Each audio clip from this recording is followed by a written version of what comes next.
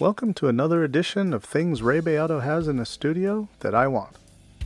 I was watching his excellent episode on Interstate Love Song and noticed the JCM2000 DSL100 Rob has sitting behind him.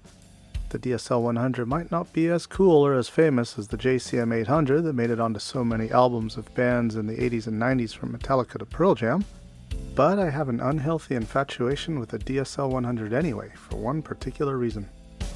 I spent years using solid-state amps. I started with some little Fender that I blew up, replaced it with a Yamaha that I blew up, and then just used rack gear direct into PAs for a while until I got a Line 6.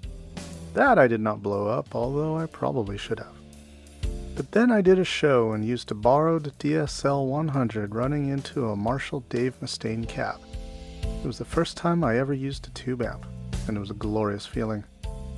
JCM2000 Dual Super Lead, or DSL, originally came out in 1997 in 100 watt and 50 watt models with 2 channels with 2 modes each.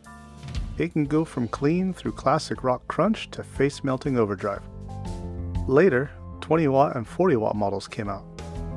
Marshall reissued the line in 2012 and again in 2018. Bronze is clearly from the first batch, as shown by the JCM2000 marking on the front panel and, more importantly, the single master volume. Sweetwater sells the 2018 version for $900 new, but for that price you can get one of the originals on Reverb.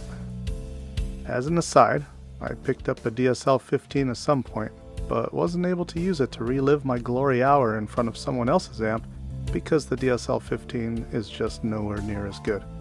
So sad. That's it, and until next time, thanks for tuning in to Things Rick Beato has in his studio that I want.